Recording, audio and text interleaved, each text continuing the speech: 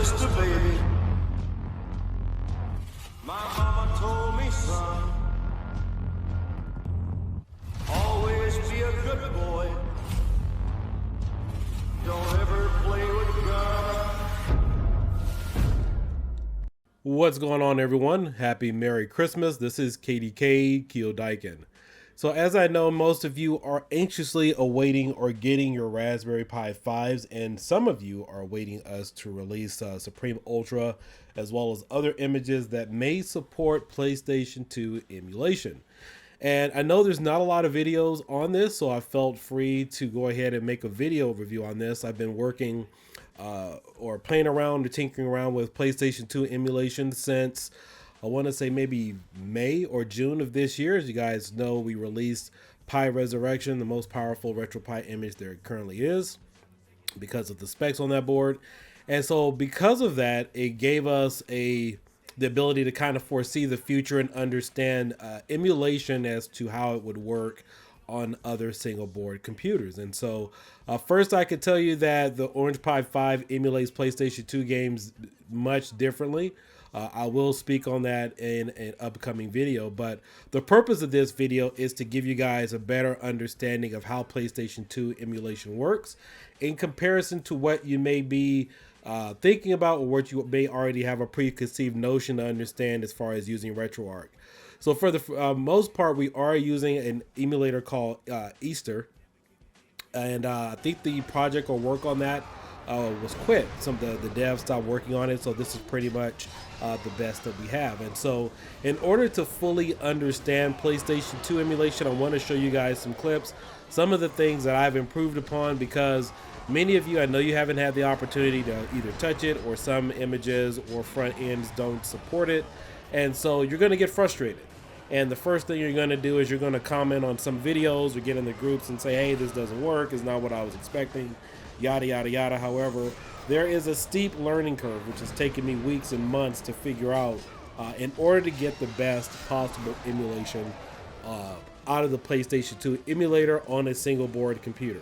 And I am aware that there are other videos out there showing you how to use the emulator if you're using a cell phone, but none of that stuff applies because the setting is unique and it's to its own. So if you're using a Rock Pi 5, Orange Pi 5, Raspberry Pi 5, for example, it has its own unique settings and things that you need to tinker with. But I won't be getting full into that, but I want to give you guys a better understanding as to what you're getting yourselves into. So I got a couple of clips here. Let's go ahead and play the first one. This is Time Crisis 3, and I'm showing this because I want you guys to see the slowdown. There are games that will run at full speed, but if you don't set the settings correctly, if you don't understand the emulator, you're going to run into the same issues that I've had. It took me months to figure this out. So let's go ahead and play this first clip, and then we'll get into it. All right, so this is the first level of Time Crisis 3. I'm shooting, and as you can see, I am shooting the barrels, but look what happens. The game comes to a 0 frames per second freeze, and this lasted about 10 minutes, and I was like, what the heck? This doesn't happen on the Orange Pi 5. And again, every board has its own increment settings, its own understanding, so unless you really understand this emulation, then you're really going to have to dig in and figure out exactly how this works. However, there is a fix, so I'm going to go ahead and fast forward this. This freeze lasted about 10 minutes. You have all these sprites and textures moving and so forth, and this is playable, but it's not playable when you run in increments like this. And so typically as an image maker, if you're trying to put out an image or work with something, you're going to say, okay, well, the game runs fine. You know, you play it for about 5 minutes. There are certain hiccups in every PlayStation 2 ROM where you have to know where these problems may lie. And if you know where those problems lie, you could start the game off with those particular settings. If you start off with the wrong settings, you may play it for about 2 or 3 minutes, say it's fine, and then somebody's going to run into an issue like this. So in the meantime, in order to get the best possible emulation or understand it on a single board computer, you typically have to play all the games through from start to finish to find out where those hiccups are, so you can kind of adjust for it. Now, I know nobody's going to do that. I'm just giving you the full scale scenario that you can play a game, load it up, think it's fine, and then you run into a hiccup like this, which will last you for about a good 10 minutes. So I'm going to fast forward this. We're going to skip, and the game seemed fine here. Let's go ahead and fast forward. There was also another hiccup in Time Crisis 3 where the vehicles showed up. I'm going to go ahead and fast forward some more. Then once I blew those vehicles up, then the game returned to normal. So I'm just going to fast forward. Fast forward. I think I actually exited this one. But you know what? I'll go ahead and close this out. Let's go over here to the main monitor. And we'll go ahead and play this one. I think this is pretty much the same clip here. I'm on the beach. We're getting in our action.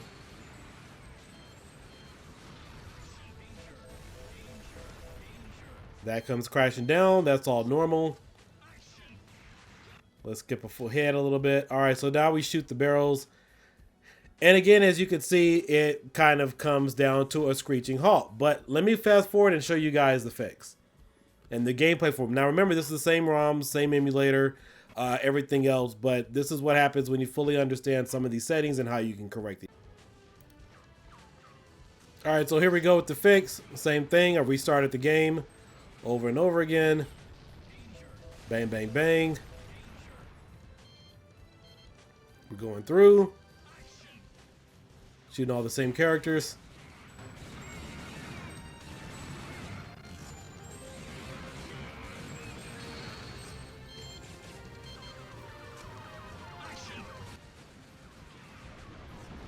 And as you can see, there's no more slowdown. So that was one of the issues that I did fix. It took me weeks and months to figure this out.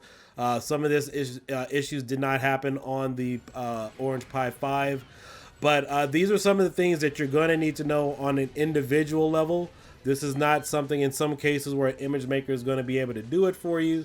But again, there's a lot of time and work put into understanding some of these things. And so understanding PlayStation 2 emulation, you have to understand the game, understand the emulator. When you get to certain parts, there may be hiccups and slowdowns that you may not be aware of. And again, there are fixes. We are working to, at least myself anyway, are looking to fully incorporate some of these issues. But this is not a basic RetroArch scenario where you go ahead and set up an overall config within the emulator and then you expect everything to just function as it should. This is entirely different. We're dealing with a different beast. And so I wanted to show you guys a couple of these clips here to give you a better understanding. Here we have another clip here. I'm going to play this clip from Time Crisis 2. I'm not sure if this has a slowdown in it. But one of the hiccups that I had previously was that the game would potentially freeze when I got rounded the corner before you go up the ramp to shoot the barrel. So I don't think that happens here in this particular video. All right, so there we go. We got full speed there. But let me guys show you the clip before I had the fix on here, because some of you would have added this particular ROM and said, hey, well, gee, this game has slowdown. Like, why would Kiodiekin add a game here I can't fully play because it has slowdown or whatever? But there are a lot of PlayStation 2s that are like this. I believe the PlayStation 2 library is about 4,000 games deep, and obviously nobody's going to go through that many. So this is why you need to understand and know some of these settings yourself. All right, so here is one of the previous clips before I added the fix in here and made some adjustments. Again, this is the same ROM, same emulator. Some of you would have probably just dumped this game on your Raspberry Pi 5 and said, hey, well, it should work. Like, why doesn't it work for me? All right, so you see this slowdown here. And in fact, actually, this is probably one of the better fixes. You can see it slowing down here because there were certain points where it would pretty much crash the game or just show up at either 1 or 0 frames per second. But slowly but surely, I did add some fixes. The earlier clip that you just saw of this, which was a much better fix. But as you can see, having these same games, understanding your settings, going through the emulator, changing everything directly as to how you need it would give you a much better performance, even having the same type of games. We're going through the hallways here. There's never really been any slowdown here and there that I've experienced. I've played with the PlayStation 2 emulation on overclock settings where I turned up the GPU to 1,000 and also had my overclock somewhere about 2,800. But I haven't noticed anything where any of the overclock settings would have adjusted it, but all in all, again, I wanted to give you guys a better understanding as to what you can expect from some of the PlayStation 2 games. One of the other things that I've noticed too is like certain PlayStation 2 games like God of War would only work with particular settings, which you guys will shortly find out here in the next few weeks. I know that we've had the Supreme team had to call back their early release date from Supreme Ultra to do some fixes. And I know some of you already downloaded the Ultra build that I released. If you guys were a Patreon subscriber, I think there was like 4 or 5 people that happened to grab that. So that's going to have to be updated as well. That's why we typically don't do a full public release when it first starts. All right, here's another clip of Time Crisis 2. This is from the tank level. This is actually at the first stage when you guys run across the tank. If you guys have seen my other video clips on the Orange Pi 5, you know the game came to a complete halt. So again, after adjusting some settings, it pretty much put it in a playable fashion. Again, this has nothing to do with an overclock or whether you have the Pi 4 gigabyte model or 8 gigabyte model. This is purely an emulation issue.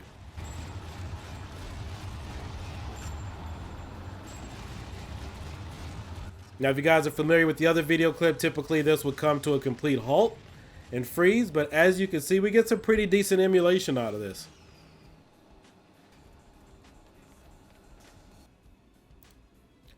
All right, so here's another instance of slowdown. This is again in PlayStation 3. This is right after the boat level. If you guys are familiar with when you're inside the boat, you're fighting, shooting all the guys with all the crates. We're going to skip forward just a little bit. And this is the level with the airplane right now. If you guys remember the first time that I showed this on the Orange Pi 5, there was a ton of slowdown. I actually stopped playing it.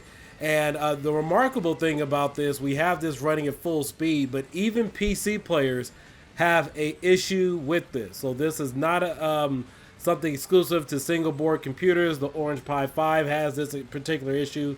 But after spending months and weeks playing around with this, understanding the emulator, we now have full speed on this. So again, if you guys aren't familiar with what goes on with PlayStation 2 emulation in that community, using this particular emulator, you will know that this is a remarkable thing to see, knowing that we have this at full speed. Again, this is the same ROM, same single board computer, and this is now playable. So again, just wanted to showcase this for everybody, because I know if I didn't make this video, we're going to have a lot of frustrated people trying to understand, like, hey, Keo, I saw you running that game, and you know, when I have it, it doesn't run full speed, or I hit certain, blow certain things up, or there's additional textures. I'm not getting the speed you're getting. I feel misled, like what's going on, and you can't figure, you can't figure it out, like what's going on. Are you using a special ROM?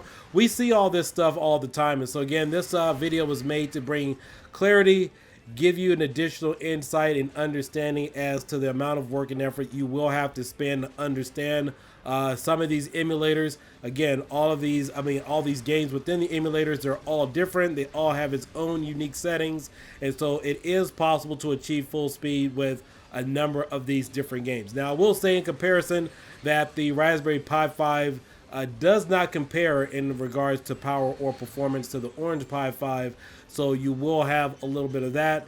Some of these things that I did have to correct here on the Raspberry Pi 5, I did not have these issues on the Orange Pi 5, so that was also good enough to know. But at any rate, I thought this video would help you. I know some of you have some type of image, but wanted to go out here and put this out there just to kind of get ahead of the curve before most of you start getting involved in emulation on the Raspberry Pi 5 and even on the Orange Pi 5 too, because there's a very limited number of us that really have experience with PlayStation 2 emulation on these single board computers. I know those of you, if you have an Orange Pi, if you have Jellos, I know that provided PS2 emulation. I don't think Batacera, I don't think Recall Box worked on anything on the Orange Pi 5, but I know that Batacera, they're trying to optimize and get the right emulator on theirs for the Raspberry Pi 5. I don't think they had anything for the Orange Pi 5, but but yeah, this is some good gameplay here. I was really happy to figure this out, because this took hours and hours of just going back through some of these same games, trying to get to some of these points. and it would lock up on me, and I would have to exit out, power down. We thought maybe I was overclocking or add too much voltage, but just wanted to show you guys that some of these things are capable. This is what you're dealing with. There's not going to be one of those overall global settings that you could put on there and you're going to be okay. You're going to have to put in some work. So with that being said, I hope you guys all have a great Christmas. I will have some additional tutorials coming up when we get closer to maybe releasing some things, and I still do have some other full reviews we need to do on the Raspberry Pi 5 in terms of cooling, because if you're going to run PlayStation 2, you need to make sure that you have an adequate case so you're not throttling. It's very easy to do that even with the official active cooler. So I will be covering more of that here in the next several days. So Merry Christmas. I will catch you guys later. Peace out. Have a great day. Bye-bye.